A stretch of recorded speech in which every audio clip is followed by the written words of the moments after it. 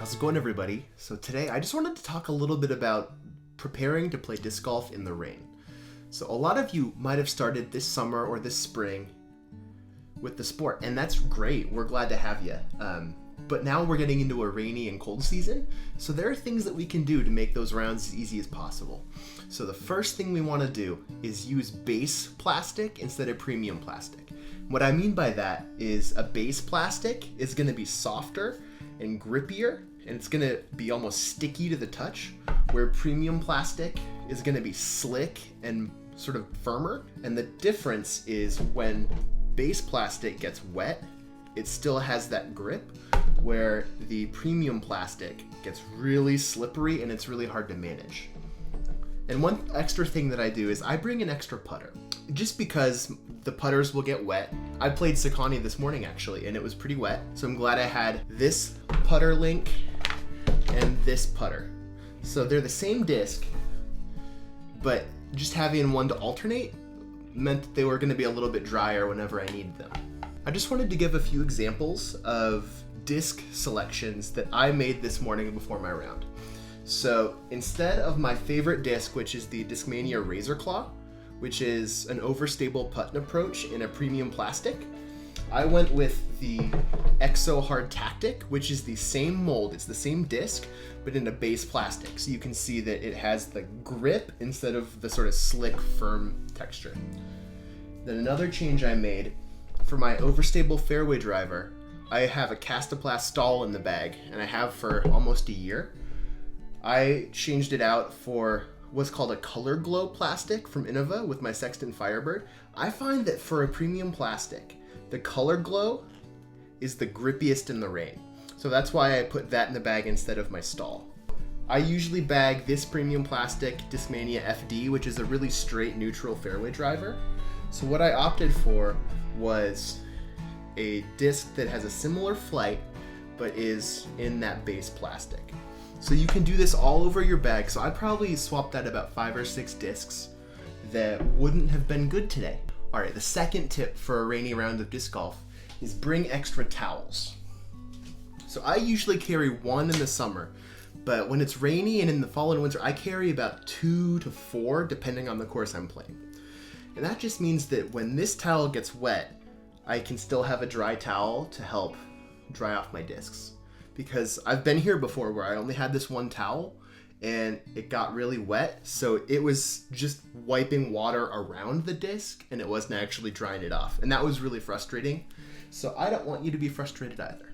All right, the third tip is bring a chalk bag. So these can have chalk in them. Some of them have kitty litter, but they're a bag that you can move around in your hand.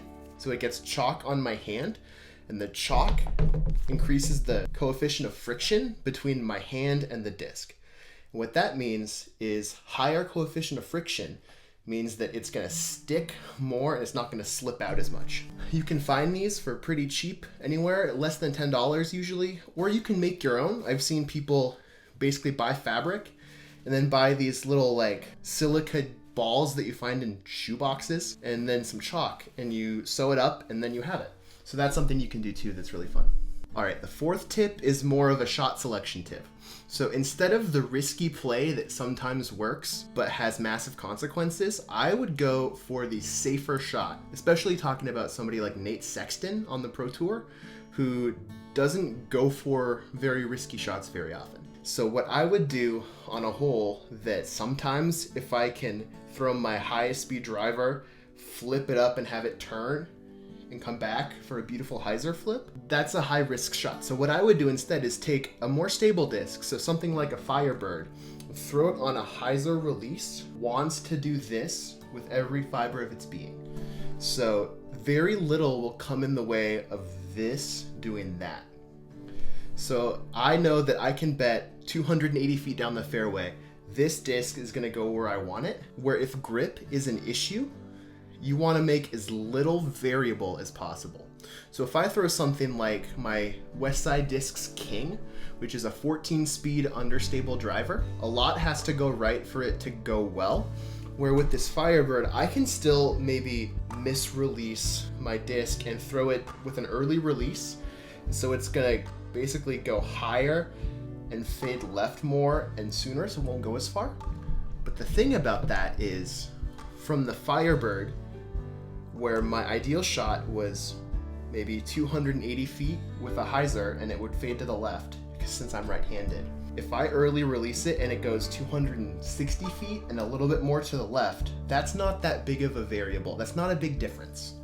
But if I throw my king and I try to Hyzer flip it to where it goes and then rides to the right and then fades back and goes 340, 350 feet, a lot can get in the way of that. If I early release it or throw nose up, meaning the disc leaves my hand like this, so it loses some of its drag, it will go high and it won't turn very much, and then it'll fade out way early. And that can leave you upwards of 100, 150 feet away from where you wanted, which is a very big risk factor. So that's why I would opt for the safe Sexton golf shot. All right, and the last tip I have for you is check the grip of your shoes on the tee pad before you throw. So I have made this mistake before, and I've slipped and really badly rolled my ankle. And we don't want that to happen to anybody because it's not fun and then you can't go play. So what I do is I rub the tread of my shoes on the tee pad and I try to do a practice throw to see if it's going to support my form and my motion. And if it feels like it won't, there's something you can do. So you are allowed to take a towel, put it on the tee pad, and you can step on the towel, and that is going to prevent you from slipping. That's perfectly legal, and that's another reason why I said to bring extra towels. Okay, let's recap. So 1, use base plastic instead of premium plastic, so the grippier the better. Number 2 is bring extra towels.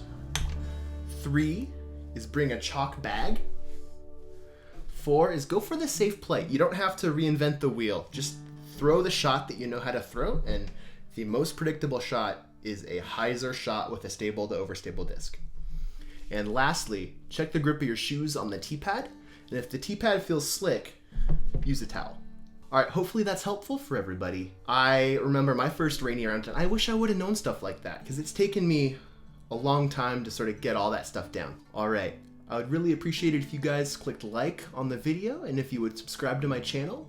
I upload stuff pretty often, so you'll get to see what I'm up to. All right, thanks and have a good rest of your day, everybody.